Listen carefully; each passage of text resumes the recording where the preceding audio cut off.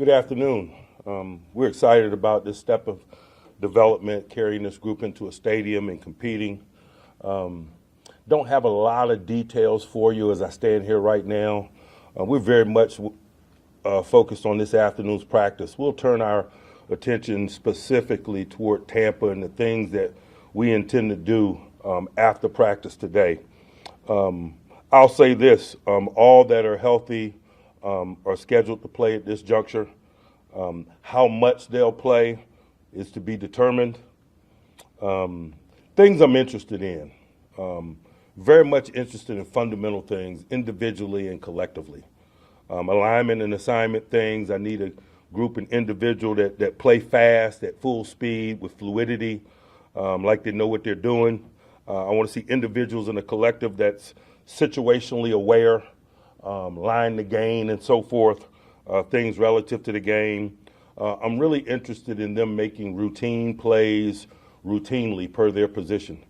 Oftentimes people think professional ball is about the spectacular, but really it's really about being able to deliver with an appropriate level of consistency, routine things. And so I'm going to stress that.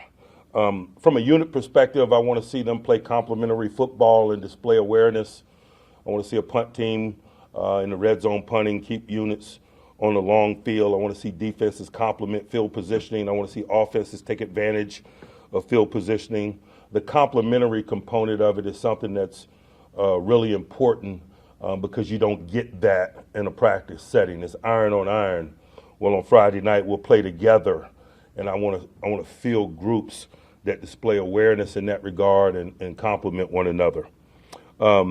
Largely, man, I'm just excited about seeing this group communicate. I think communication indicates understanding. You're not going to play good football without communication. I'll be looking for that. I'm excited about the environment for the offensive unit. It's good to play on the road and get some of the things, the exposures that come with playing on the road, play clock, and things of that nature. Just really excited about taking the step and the tape it's going to produce and the teach opportunities. And then it's reasonable to expect when we come back in here next week, we'll get a better focus on areas that we are capable of doing well in, things that we need to improve in, and let that be our guide as we shape the next week. I'll pause and open it up for questions. Mike, now that you've had a couple of years with 3-game preseason schedule, have you kind of figured out a way that works best for you guys as far as getting your guys ready? And I really haven't because, each team is different. I'm comfortable with the number of games, but I'm always trying to figure out what's appropriate in terms of work for this group individually and collectively. And so we got some young guys developing while at the same time they have experience. It's good to go through the process of game readiness, finding their rhythm and going out and executing. And so I'm excited about participation. Mike, any idea how you'll handle fair catch on kickoffs? And is that the significant rule adjustment? We probably are more interested in seeing people play. Returners return, blockers block, than we are addressing the intellectual component of the rule change, man. We got three games. Kickers are putting the ball through the end zone. I think that, our mentality is going to be any time we get an opportunity to return a kick, we will, because we just want to see the capabilities of the 11 on the grass and the kickoff return unit. Do you talk to the opposing head coach about that and say, hey, can we get some kickoffs here? I'm not into that personally, no. Mike, we've seen Kendrick Green do the fullback, H-back in practice, and you guys have seen it dating back to last year. But how much more do you learn about him in that position in a preseason game? It's significant. Not only him, but anyone. What you see out here is one thing. What you see in the stadium is another. And that's why we're excited about carrying the group into the stadium, because when the environment changes, sometimes, the play does as well. And so we're interested in seeing who can take a level of play from out here and carry it into a stadium and then some. Like you had Najee and TJ get banged up a little bit last year in the preseason. Did that change your approach at all this year with practices or your approach to the preseason games? No, Obviously, we want to keep everybody upright, but injuries are a component of the game. We can't live in our fears, man. We got to get individuals and collectives ready to play, and so we'll make the appropriate judgments on individuals. Mike Casey, I see us put the pads on. Are the rest of the injuries in the safety position still day-to-day, and how do you feel to this point that depth behind is developed? I could describe them as day-to-day, all at the safety position at this juncture. And some of the guys we're just getting to know, to be quite honest with you. Trenton just got here a short number of days ago. And so some of that is on-the-job training or getting to know while competing. And, thankfully some of those guys have been in NFL environments before, so it makes you a little bit more comfortable allowing them to play, although you might not have a very good knowledge of their capabilities or what they might be able to do.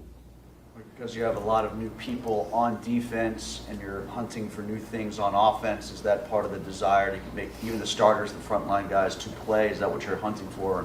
I just think philosophically I lean toward playing just in general. I know there are different approaches to the preseason, and I respect the approaches and opinions of others, but that's kind of always been in my comfort zone. If we're going to box, we have to spar.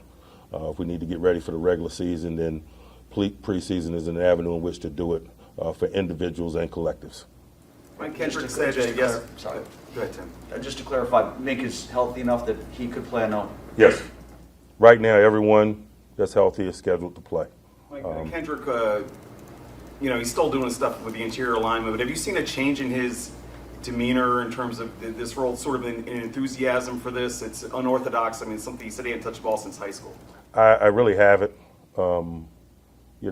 He's a young guy that's professional and wired in, and it's urgent in everything that he does. And I'd be making it up if I told you I've seen some shift based on the things that we're asking him to do positionally. He's always wired in. You encouraged by what you've seen when he's in that role, though? I saw he was pretty prominent in the goal line yesterday in terms of just being out there. It's been solid. We'll keep looking at him and others. Again, specialization. We get in an environment like this, we better be open to secondary jobs and roles and getting to know the individuals and finding out what it is that they can do. It's a bunch of those little stories going on around. I know some get more traction than others, but it's just very much part of team development. I'm looking for a backup snapper, for instance. I'm sure you're not highly interested in that. But there's a lot of these roles, secondary roles and things that transpire in an environment like this. Kendrick was insistent that night that the coaches had told him that this would probably not continue, but it did. Is it continued because he was so good at it?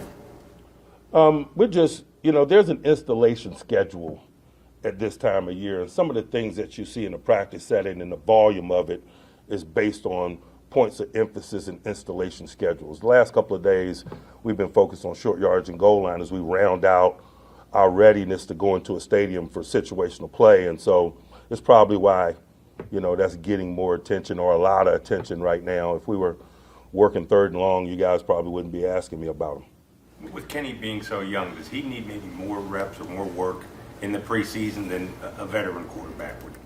Yes. You don't know how much more he had, or that's all to be determined. We'll play it by ear. We'll give him what he needs. It's always my mentality. I'm open to all that are healthy. Playing, how much they play, will be determined by what it is they need for it to be a productive step in the process for them a week. And then we'll deal with next week. Mike, it seems like with Anthony McFarland, there could be opportunities to highlight his skill set more this season. How do you feel like over his first couple years in the league, he's maybe developed or prepared himself for this kind of opportunity? I think he was a redshirt sophomore when we drafted him, and so we realized that some development had to take place there. To his credit, he's continually gotten better over his stay with us, and his role has kind of grown continually as well. And so what's transpiring right now is just probably a continuation of what's transpired, and I'm excited for him and seeing if he can carve out an increased role for himself. You have a rough idea what Pickett would need for a first preseason game? Is that a couple completions, a couple first downs, successful series? Really hadn't thought a lot about it, to be honest with you. Again, as I mentioned, in an environment like this, man, it's probably prudent for us to be small picture, man. We got a good padded practice today. It's Steelers versus Steelers. Tomorrow's practice is geared toward Tampa, so tonight we turn our attention on some of those detailed things, and just how this press conference falls probably not really good for answering some of those detailed planning questions relative to the game. As I stand here right now, 12 hours from now, I'll probably have those answers. Mike, looked like Kevin Dotson had a pretty significant wrap on his shoulder after practice. Just what's the severity of that injury? None. He'll be out there today. Mike, Kenny praised Gunner and the work that he's done this year in preparing. It's obviously not his second year in the league, but second year with you guys. What have you noticed in his development? You know, I don't know about development, but Gunner's a guy that's always urgent. He's a tough guy. He's a football player first and receiver second. You put him in competitive circumstances, he does football player-like things, and that's why he's an attractive option maybe to Kenny and his teammates. Man, the guy loves football, and he can't hide it. You obviously like Benton in the draft process, Fehoko and Armand Watts in the free agent process. Now that these guys have been here and you've been coaching them, have they provided for you what you were looking for in them to this point, and how do you feel that defensive line competition is coming? Feel really good about NFL-capable guys at that position. The competition is going to be stiff, and particularly how things play out in stadium is going to be a major component of it. Largely been pleased with the progress of that collective that you mentioned. Those with NFL experience, I think, at times have displayed that, and I've appreciated the pedigree of Benton, and so we're working. Mike, when you guys acquired Patrick Peterson, I imagine his mentorship and leadership was part of it. But now that he's in a camp setting, what stuck out to you about just the work he's been doing with the young defensive backs? You know, that's just what you do. That's not my focus as a guy that evaluates him. I'm concerned about the quality of his play and his preparation and his approach to business, and I'm getting familiar with those things, and that's been pleasing. I appreciate his willingness to teach others and communicate and help in their developmental processes, but it's not something that is on the front of my agenda or has captured my attention overly. It's just kind of what's expected. It's a cultural thing that we value. Experience, teach inexperienced guys that have been here, teach those that are new. It's the right thing to do when you're trying to move the collective in a certain direction. Anyone else? Andy was in here before we spoke with you, and we were asking him about the versatility that the roster has. Was it a hope and an agenda of goal of yours to create a roster that could be more flexible week to week, to be even more matchup oriented than what you had previously? I just think that there's an attention in the matchup component of the game today that you cannot deny.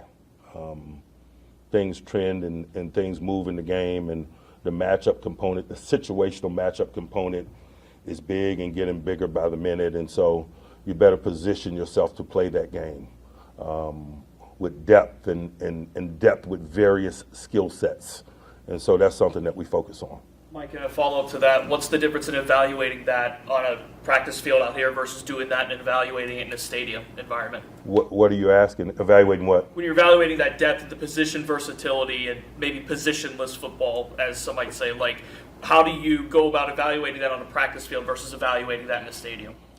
I really don't kind of understand what you're asking there. You know, I evaluate guys the same regardless of setting in terms of what I expected from them: assignment detail, displaying situational awareness, playing fast and fluid.